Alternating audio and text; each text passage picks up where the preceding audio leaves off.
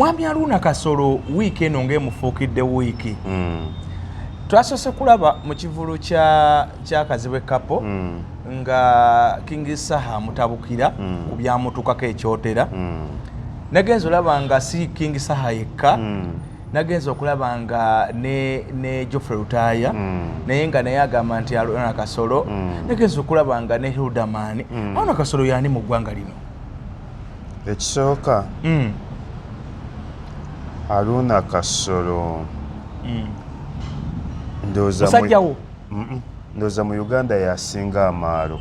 Amaalo gatya? Gennyini Katonda yali agaba amaalo yagateeka ku Haruna Kasolo ne gabuna ensi yonna. Ebintu byalabyeko era akyalina amaalo minisita omulamba. Kasolo Katonda yali agaba amaalo yagateeka ku Haruna Kasolo ne gabuna ensi yonna. Yasinga amaalo mu Uganda mu basajja. Ekyokubiri yagaana okukula. Musajja mukulu oyo gw'olaba naye yagaana okukula. Kasolo aweza emyaka ana? Kasolo abale 65. Honorable Minister ali myaka 65. Agenda mu 7. Oyo musajja mukulu. Oyo musajja ffe twalwanako naye ku lumbe lw'okuziika Mulindwa Muwonge n'atukwata amataayi. Kiki? Kati tuba tuziika omugenzi Mulindwa Muwonge. Abbe Mukiibi yali omwogezi. Kati Abbe Mukiibi atuyita agamba Mulindwa Muwonge abadde ne bafaanyi b'abakubi b'amasimu abadde bawuliza pulogulaamu ze. Naye tubadde tusaba abakubi b'amasimu bajje boogere. Twalinze Lubakyoya Mukyabaayi Zaaka Umar w'Ebugoloobi. Kati abantu ne batwaniriza mu bitiibwa. Kati bwe twogera ne tukuba gavumenti ffe tusooka Kasolo. Kasolo ajja atuweterako tukomawo. Mwali muvudde ku nzala ate mudda? Tudda. Nga mukomawo kukola ki? Kumukuba? Twetwaga mukuba batutaasa butaasa. Naye gwe abantu bonna oba oyagala bakuba. Alina bugumiikiriza. Waliwo abaagala okukuba. Waliwo abaagala okukuba. Tolina bugumiikiriza Isima. Bulina nnyo 100% naye waliwo abaagala okukuba. Ffe mu nsi muno nze ne bw'otunuulira be nasomanga nabo abasenga bonna bakyali balamu. Era abasenga banneewuunya n'okwewuunya. Nze nali siva mu bigambo. Wali musirise? Musirise era buli omu yagajja oyo mwana Ssemajja yajja bigambo. Kuno okuwanda okutandise wano? Nkutandikidde mu byabufuzi. Nyinze neekaba mu mbeera mwayi Museveni gyakutuusizaako. Nze n'abantu b'ekibi bibanjulira. Nze linga nkyalinnya takisi. Nze muntu alinnya takisi ne ninnya emabega ne neebaka paka kutuuka. Nga tovudde mu kigambo. Nze saaga byakwogera ebyo. Era ebintu ebisinga mbijja mu bantu. Owuli abanyumya n'opiikinga. N'empiikinga. Kati otalwa bano King Saha yali ategese ekivulu ewaabwe gyazaalwa ekyotera. Ku biragiro bya Haruna Kasolo minisita n'agamba ekivulu kijja kubaayo. Naye ekivulu abamanyi eby'ebivulu omuntu ng'ategese ekivulu by'ennaku zino bisala. Naye mu process eneteeka ekivulu bateekamu ssente nnyingi okulanga ku marediyo, okulanga ku social media, okupangisa ekifo, okupangisa security, okupangisa stage, okupangisa abayimbi abanaakuyimbirako n'ebirala byonna byonna ebyetaagisa mu kivulu byonna byali biwedde. DPC w'ekyotera n'amugamba ndi munnange minisita ngambye tojja kuyimba kyotera. Awo otalo lwe lwava. Kati omuntu omusiru ng'oyo ku nsi ya Mukama okyanga nnyo we bakuzaala. Nze nga natuuse Butambala ogiyita Nambaga. Abantu nfukamirira bafukaamirire. Gy'oziikwa? Gyenziikwa gyenzaalwa abantu nfukamirira bafukaamirire. Kambeere nkusinga obukulu nfukamira bufukamizi. Kuba ab'omukyalo be basima ne kabbuli. Exactly. Be baakuyonsa, be baakulera. N'okyanga nnyo omuntu n'akola ku muntu ku kyalo kwe bazaaliwo yaba mubi nnyo. Efujjo kwazaalibwa. Kwazaalibwa. Wakati Kasolo w'olikoledde King Saha bamuzaala kyotera. Nawe bakuzaala kyotera. Kati ate nze gwe batazaala kyotera ow'ekibibi. Bw'aba akuguddeko. Bw'aba nguddeko ye gwe bakuzaalawa. Nze banzaala kyaggwe. Kati gwe genda kaakugweko. omuntu asinga obubi mu nsi muno ye muntu akola ku mwana wo ku kyalo effujjo. Nze ne bemba nina wendi omwana nanga nti ne bwe ngamba nti ndiwe Butambala omanya yoweeka manya nti weeka oba webugoye oba weŋŋando oba weeka abasanda oyo aba weeka kasakigamba kyako nti Butambala. Nze ne bwoba oyagala kunziba ngamba nti omwana weeka nkubuuza oyo oli waawa nti weekyabadaaza nti ndi wa mubulo oba ogenda kunziba oyo omuyisiza ddala nga oweeka. Nze sikwewaana bwewanyu gyogendeko Butambala okole interview nga natuuse Butambala nze nsinga empisa obuntu bulamu.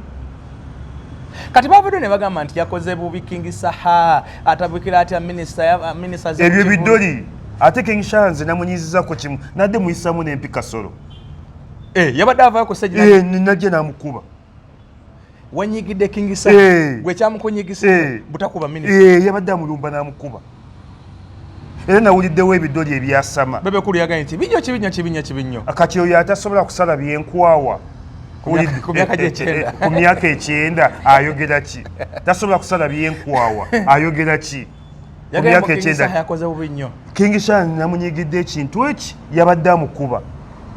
King Saha we yabadde alina okufunira Kasolo kuba badde tamufunanga tajja mufunira kyankwanzi tajja mufunira ku palamenti yabadde awe.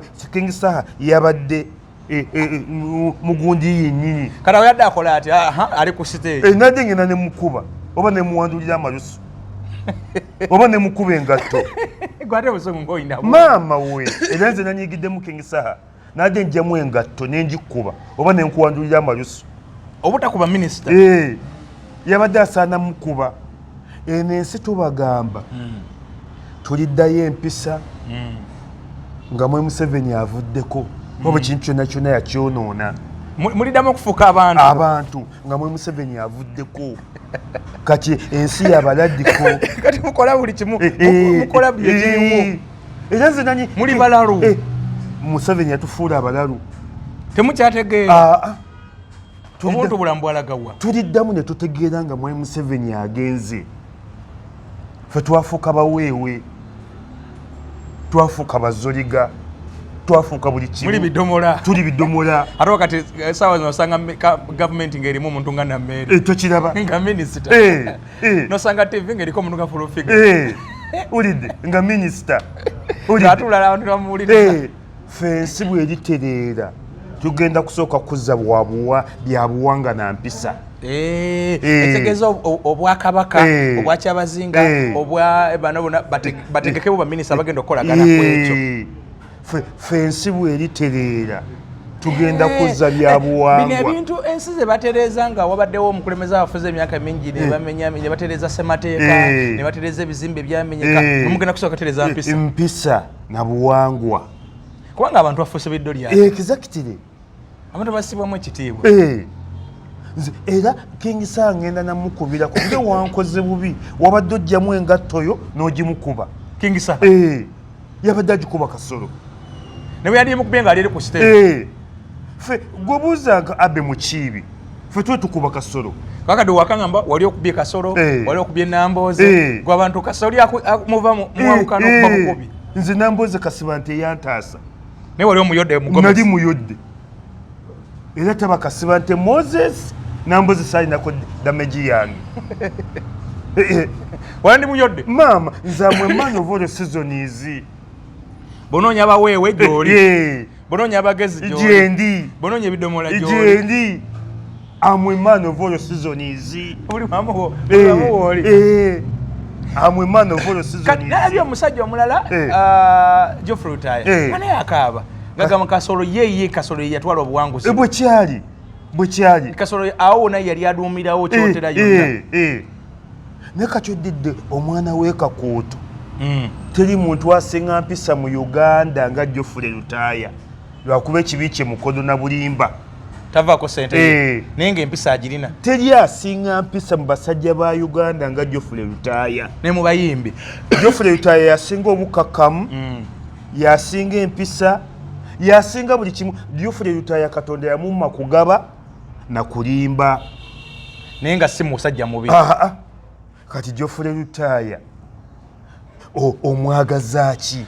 Nti Kasolo yalagira bulagizi nti aweekyotera aweeka kuuto gundi awangule aweekyotera yali atuuse n'egundi nga ze nene empigi gundi Ludamani yagambye nti yamukubira essimu n'amugamba owangudde ofunye abakalulu obuluka 7 naye ekifo kya Omane MP kimpe ekifo kya Omane MP kirimu Teddy Nambozi Ludamani amugamba oli musiru musajja ate nkikuwe nti nze nga biri akaluka abalonzi balonze omuntu abatenze nkunze kusaddaka koye namugamba we kati batompa kifo kyani kya Omane MP kati ekyo katutwale nenna mukadde oyo gwolaba oyo Amelia yali amanyi nti bamuwangude bamuyita na buyisi ate oyo mukazi ne talina kisa oyo omukazi obukadde bwe talina kisa Amelia jjajjawe Mawokota alina Katonda ali agaba abantu abalina omutima omubi mu Uganda oyo mukazi mubi nnyo ngamba de mpuli abantu bamuwana mama we tomusemberirangako oyo mweyesesasesa Amelia kyambadde alina omutima yenkana ne sitaani omubi zinalimba de mukazi mulungi mama we mpuli bamuwana mukazi mubi nnyo ti mukazi mukadde myaka 8 naye akyalabika bulungi mubi nnyo okulabika obulungi alabika biki abirina figa agirina ni teri muntu alina mutima mubi mu Uganda wano nga kwenkana omulangi sijja mwogera mutya ayinza okundetera obuzibu naye oyo omwogera abakyala tulina babiri abasinga emitima obubi mu Uganda abakyala babiri asooka Amelia Kyambadde yasinga omutima omubi mu Uganda oyo mukazi yegonze bwegonze naye nobeerako naye bw'ati mubi muzibu yemwenyerekesa bw'ati ne mubi muzibu Amelia Kyambadde oyo golaba bwato nafuna obululu bwa Ludamani mu magezi gakigaani teri gye yali awangudde Kasolo teri gye yali awangudde Amelia Kyambadde teri gye yali awangudde constituency yengimanyi teri gye yali awangudde Mawokota olidde naye omukazi mubi oyo Amelia Kyambadde nze ne bwe mutundi obutunuzi bwe nti olaba sitaani awedde mama we tomubeerangako bwoti ni mubi muzibu Amelia Kyambadde kozi nalaba akatambike walinga nti abasajja ku parliament abo bakwana mbo naye bamukwananga okufako obufi batekwa omukwana ye mulungi yes ne mubi mubi ate abasajja gundi ente ne bwekaddiwa ekya tekaddiwa kibumba kisigala kikyasobola okutambuza omusaayi n'omuntu ne bwakaddiwa akya naye takaddiwa kibumba eregeeza Amelia akyalimu supu ku myaka egyo aze supu mulaba munna abakooba bonna bakyamulimu so kakati Kasolo awi yalagiranga era omuntu yeke yasurvivinga yali Sebamala ye naye yateekawo ekibuli naye mano Kasolo ngalagira bulagizi era abantu abeeyo banyivu nnyo abantu abalonda akalulu kaabwe be balonda si be balangirira ebyo Geoffrey yabitugambi kati Kasolo ozaalibwa Kyotera Shaha azaalibwa Kyotera Sewamala azaalibwa era kyenkana Kyotera Bukoto Geoffrey Lutaya kyenkana Kyotera naye musaasire abaana bammwe n'abazzukulu musaasire empalana eyo musaasire abaana bammwe n'abazzukulu oyo no Kasolo si gwe ogusoose yabikolakola debyo maama we waliwo omusajja bamuyita Kisekulo kintu ssentebe w'enaalemu Kasolo yabonyaabonya kintu musajja atoba ku luno oba bamulimbye eki kuga yazza abonyaabonya Kasolo ejjanzi teribuuka na nzige abasajja bajja kuva mu buyinza tojja kgenda nabo naye saasira famire yo n'abaana bo oba naye weeyo awa nga naye mu China era bwe kiyinza okuba kuba n'abantu oyinza obeekukutirizaako n'omuwangala nabo nga si balungi bwe kiri ne Kasolo saasira famire zo si gw'ozadde ng'akamyo abaana alina bangi ne saasira yabadde wali nga amanyire kati King Nzambe mu kibi yamuntaasaako nali mputtula Kasolo etegeeza singa gwe wabadde saha nga gwe abadde mu kivulo kyadde kumuyoola mana nja muyoola kati Esaha yagambye ku nsi mu Kabuli ne mu talisinkana talitula ku meeza emu ne Kasolo mutuufu 100%. n'agamba era ye talisanyusa Kasolo era ye kyamwewuunyisa tasobola kubanga ali katuuti ayimba nga Kasolo atudde mu eno wansi amusanyusa atya bwe kiri ndi tiimu Saha yanawuliddeyo ebidoli ndi tiimu Saha yaga tayinza kusanyusa mulabe we lwakuba Saha wanyiizizza ekintu ekyo saana kunneetondera butayola minisita butayola minisita ale minisita aba ne security engo ati kiki mukyalo yabadde wali nga yeetiribosa kiki abasirikale weebali nga kijja nga kigenda mu likodi yoyola minisita ku kikulu nze nali mukuba teyali minisita ibo bakimanyi mu bintu by'abavubuka nze nali mukuba mu kuziika Mulindwa Muwonge teyali minisita yali minisita ng'omuyola bankwata bukwasi engana oli wambazulu nnyo maama nze simanyirwa era Kasolo yampona ku kuziika Mulindwa Muwonge nali mukuba etegeeza akuyita wala bw'awulira ewantu nti Isima wali tajjaawo sibana gwenda era nze Kasolo twebaza nnyo abantu abaze mu kivulu kya Kazibwe Kapo tweyanzizira nnyo tweyanzege naye Kazibwe Kapo naye bw'obanga otegeka ekivulu tokyali guleedi ya Namasuba Kazibwe oli munene nnyo ekivulu okyambusangako eri waggulu Lugogo mu bifo ebigazigazi naye abantu baafisse bangi Kazibwe weenafuyizza naye Kazibwe w'amaanyi ate nga Bebe Kulu yagaita mumanyi Bebe Kulu ategeera omuntu gwe balonda obulunzi Bebe Kulu si mwana wa Bidanda waawa Bebe Kulu si Yesali Yesali ne yali etuuma bwetuumi ng'omuntu nga oli ku myaka 7 tosobola kwesala byenkwawa omuntu ng'oli ku myaka 7 n'ojjira mu vesti omuntu ng'oli ku myaka 7 okyasiba agaviiri ag'emyaka 17 teri naawe akulimba ate sine w'osigala waliwo ekintu n'emyaka n'omulimu kati nze mbadde nkola mu KCCA tebakukkiriza kwambala openi openi ne bweba ya miliyoni 4 tebakukkiriza kugira mu shooti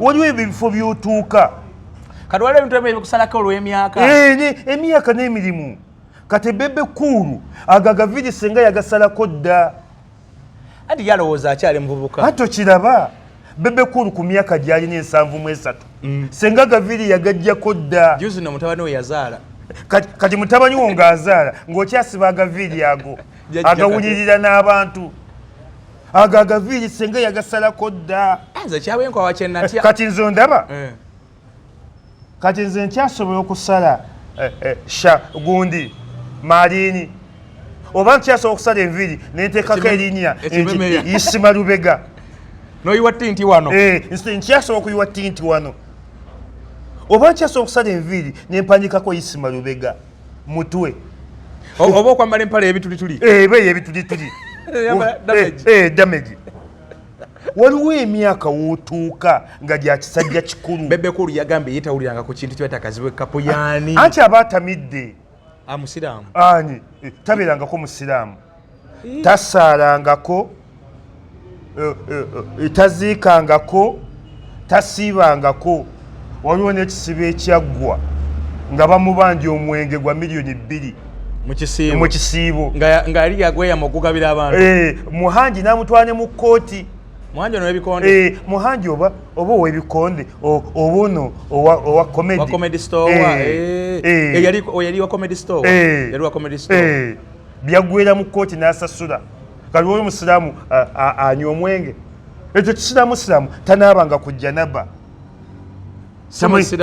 kisiraamu eri tetukisaalira temumuwa salati janaza Bebe Kulu tebalimuwa salati janaza tusulayo kisuule kyasagafulullaayi tetumusalira kyogamba mu famire temulimu adayinzako abasiraamu twafuuka nga bakatuliki abakatoliki tewefiisa omala kuleeta bbaluwa gy'obadde osabira buli lwa sande nabo ebikatoliki tebabisaalira wano bakikola katoli bwama abakatoliki baatabuka ne sobbi bakimukola era gwe bw'obeera eyo nga tosaba mu kyaki n'omulala yabadde dansa wano yabadde dansa kasaba wala abayimbi batandise okuzinira ku lumbe faza najjamu ebyambalo n'agenda abakatoliki tebamanyiirwa tozanyira mu ddiini y'abali era omukatoliki bwafa basooka kubuuza abadde asabira wa faatha ku kyalo gy'awangaalidde yasooka oleeta ebbaluwa ya faatha kati ne mu busiraamu bw'ofa imaamu yasooka okuwa ebbaluwa kati bebekuuta nawe asaalirawa nga tero mulaba ebifaananyi ng'ali mu kanzu omuntu anywa omwenge mu kisiibo n'anywa n'ogw'ebbeeyi Kulaani yamwogerako etya Kulaani eyo yamuyita etya mubi nnyo nnyo yeefaananyiza agenze mu shiriki naye yagambye mbu Kazibe Kapo yaani anti aba atamidde Kazibe Kapo nga mugamba se waliwo ekivulo ekyabadde namasuba akyadde n'abantu baafisse anti guba gutamidde kati omuntu omutamiivu n'abamubuuzizza be bakyamu kati nze nyinza okwetaba mu debate ne Bebe Cool era debate yabaddemu Edisendi yategeera ennyo atera okwogera ku byabayimbi nti era yagambye ne King Saha nti yakozesa kiyamba era bonna babadde basirusiru bombi Edisendi si yategeera ennyo koza Edisendi yakusuubizaako okukuyoola ani Edisendi nze namusuubiza omuyoola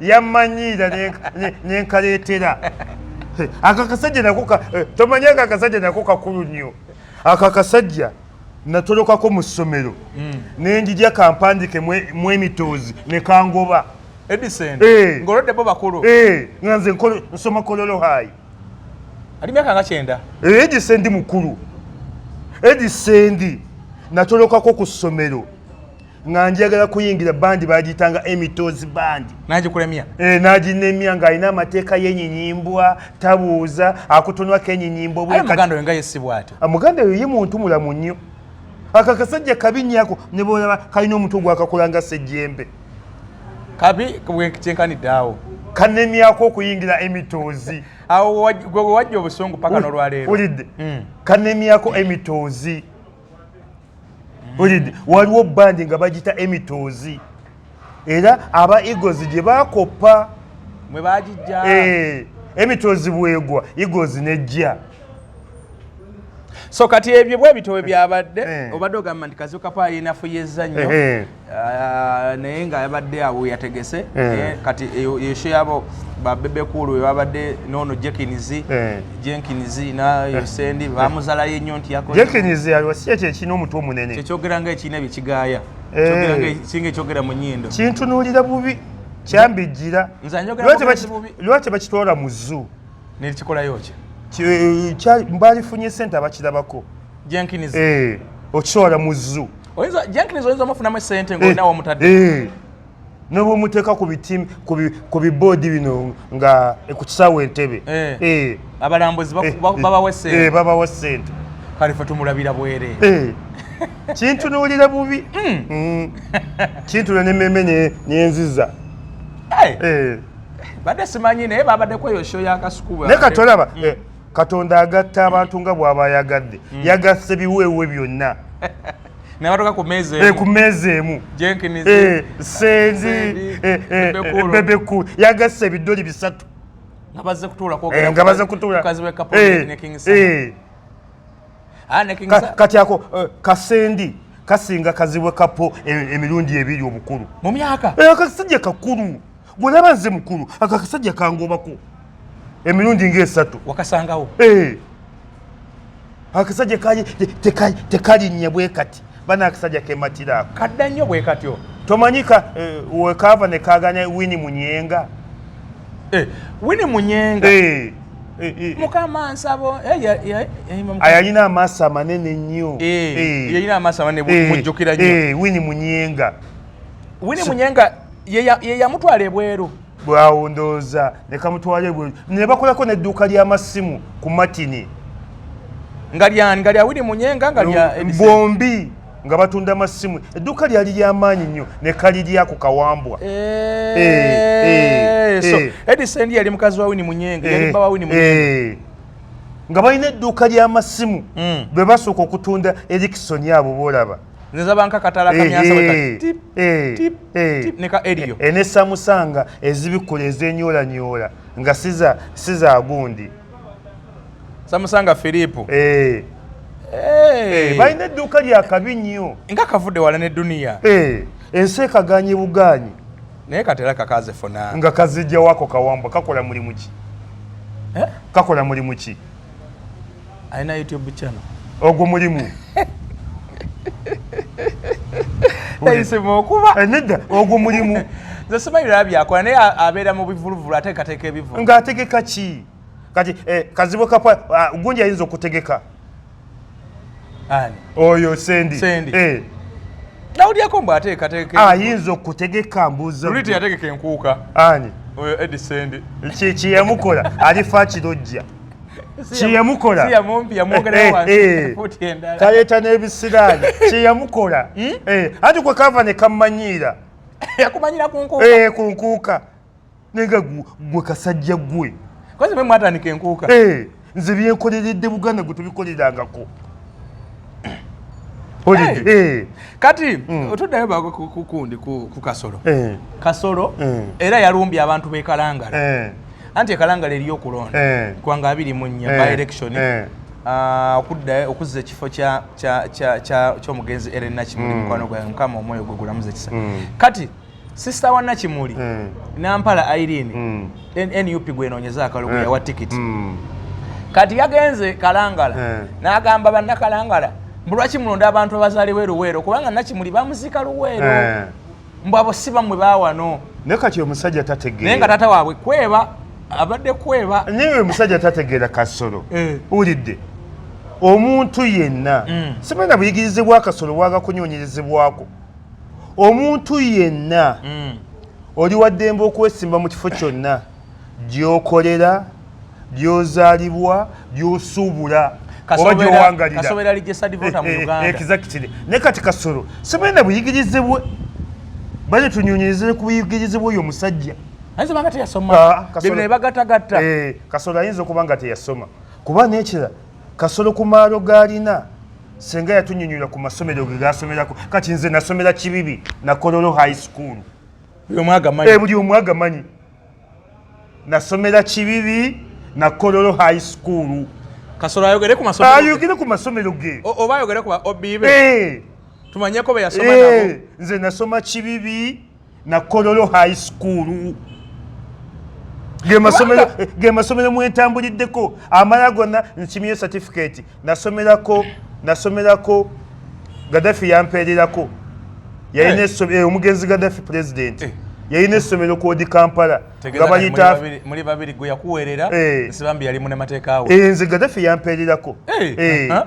Tegeeza oli mukono gwa Nsibambi. Sikaagalirako ddala. Andi oli yali looya we.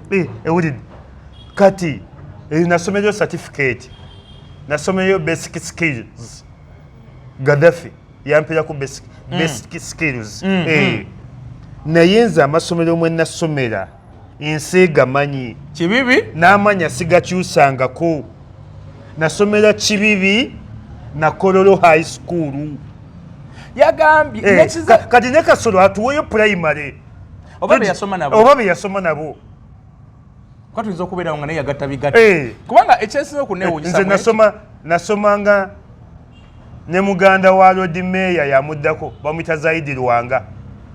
Nasomanga n'omuwala ali mu America bamuyita Lita Nantayi be bannanyini regisita Kasubi. Nze bensomera bali muno mu kibuga bali bweru. Mwebali. Nasomanga n'omwana omulala akola mu Zimwe bambi wadde yagwa bali bamuyita Sulaiman Nnyonyi Ntono. Nasoma n'omwana omulala abaana bonna balina bali muno. Omulala bamuyita Nuuru Namutyaba yazanyanga nnyo n'emizannyo. Yakola edduuka kali liri ku KCC Kawempe. Kali Kasolo utatubuzabuza naye ate byasoma nabo. Asoma beyo abaye bakyali balamu. Nasoma n'omwana omulala bamuyita Safina Nannyonjo ali mu Owino Hajjati atunda ngoye. Ewulidde. Naggujja Regina Ulidde abaana mbalina kubanga ekisinga okunewuunyisa taata wanna Kimuli abadde kweba ye mwami w'essaza lya Kabaka yabeera omwami w'essaza lya Kabaka ery'Essese kyekitiibwa kye bamuwa nga wolaba Katambala ow'e Butambala nga wolaba Ssekiboobo ow'e nga wolaba Pokino ow'e Buddu kati ne kweba kyekitiibwa ekiweebwa akulira essaza lya Kabaka ery'okubizinga omwami oyo Faaza era yabadde kati ogenda kunerabiza kino Kasolo alina muganda we bamuyita Yasiini aguze ettaka ekibibi yonna kwe kuli ne we bazika maama wange ne Mulinzi ajja asengule maama wange Mulinzi Kasolo ajja ekibibi mugenda kuwulira embaga ejjambi yagenda kaaba maama we Kasolo ne bwaba tazze kusengula ne mulabako kibibi nagobye abantu e Butambala aba Kasolo n'ensibambi bangamye musubali omugobe Butambala njagala oli andabire nti ensibambi azze e Butambala oba Kasolo ne wali muli banneighbours nze ogenda kumpulira embaga Kasolo ne musanga ekibibi mu bulo kyaduwa gundi ogenda kumpulira embaga ku mukolo kudduwa ku lumbe wonna ngenda muli awo wonna saagala Mulinzi kati ekintu ekyokubanga alangira abantu nga bataziikwa nga okyokuziikwa kyekiraga nti omuntu waayo anti tategeera ye nga abeera Kampala naye nga bamulabye tategeera golaba ku myaka gy'olina ojja mu Kivulu ne mwemoola n'omukazi babadde beemoola bali mu kwemoola bonna be bakulu bazibu egyo emyaka gikyemoola ekikazi kyemoola naye yeemoola egyo emyaka gikyemoola nga mwina n'abazzukulu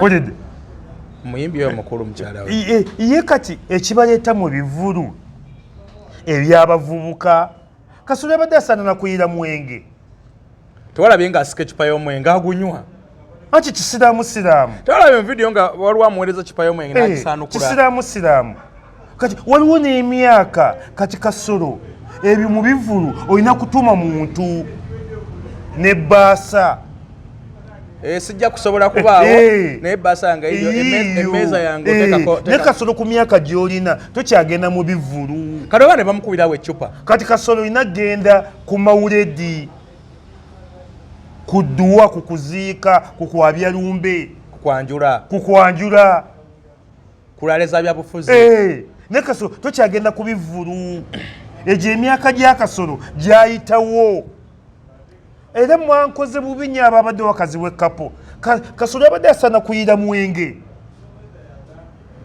n'ogusumula bwoguti n'ogumukuba etegeeza wabadde ogenda kukoleyetinga waawo Kasiini bamuyire enguuli nabadde mulwadde era kazi w'ekkapo neetonda saasobodde kugenda osanga Mungu yamponyezza biwadde nojja okuba abadde bangi noledimayinja yabaddeyo ate ako sikaagalirako ddala ate kazibu kapo naawe olimba ako akasajja era nange nakalabye ate era saalimazeeko sibeera mu Kivulu kirimu Ronald Mayinja sibeera mu Kivulu kibeeramu gundi Kasolo Bebekulu era nze olwaliyingidde nga mpeta so kati yeesomye okubba akalulu ke Kalangala agezeeko kuba yabatandikiddewo mu mulonda muti omuntu ataliwe muwere Nakimuli bamuziika iri Luweero naye nga taata we Banakimuli wona abazaalidde ng'omusiru bw'abeera ne muzeeyi Father Christopher Lusimbi awangaalidde ku bizinga obulamu bwe bonna ng'omusiru bw'abeera n'omuwala eyeesimbyewo era naye yasomera ku bizinga munenze oyo musajja simanyi nti bagenda kukabba badde ne mukati beewogome agezeeko kugamba ye mu Buganda afuuse kirala agezeeko Kasolo sigwosoose okubeera minisita ate sigwosembye okubeera minisita bakyajja oba yasembye olidde Kasolo sigwosoose okubeera minisita ate sigwosembye okubeera minisita ne saasira famire yo ne bakadde bo aligireko atya waligireko otya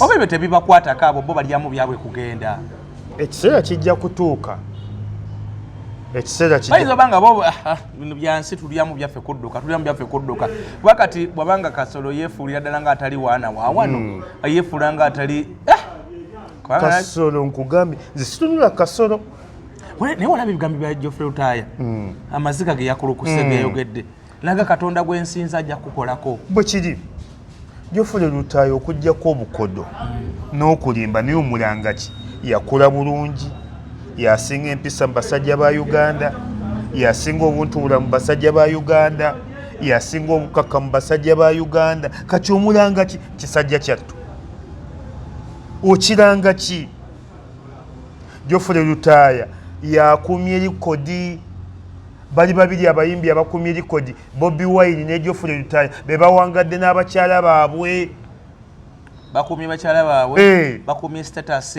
bakumye dignity humility integrity abagikumye bekumiddeko abantu balina abantu abakitiibwa bakumye famire zaabwe toliwulira nti babbi anobye Geoffrey Rutaaya ayina abaana baweerera kumpi 25 okimanyiza sibukyangamba sira nkonti Irene yanobye naye ng'ogamba Irene tasanga bizibu sira nkonti Babbi Kyagulanyi yanobye towulirangako nti Babbi yalwanye towulirangako nti Irene yalwanye era abantu bonna mwenna abanyonyi okuwasa yanobako abantu mwenna abanyonyi okuwasa mulina kuwasa mu famire ya Babbi ne Irene Namatovu ebambi omukazi alina era bw'oba onyonya omukazi ow'okuwasa Irene amukunyonyeze nembala abakazi ab'emanansula abambala bubitaliiyo Irene ayambala decent Babbi ayambala decent era bw'oba onyonya omukazi ow'okuwasa Babbi amukunyonyeze oba Irene Namatovu amukunyonyeze wagane nti bane munfunire bo bajja kufunira ekituufu oba Mariam Ndagire oba Uncle Misaki era mwe tunyonya bakyala bakuwasa mulina kunyonya Uncle Misaki Irene Namatovu Mariam Ndagire ani omulala Babbi Kyagulanyi baze bakuma dignity yaabwe amanyi kikulu okukuma dignity kikulu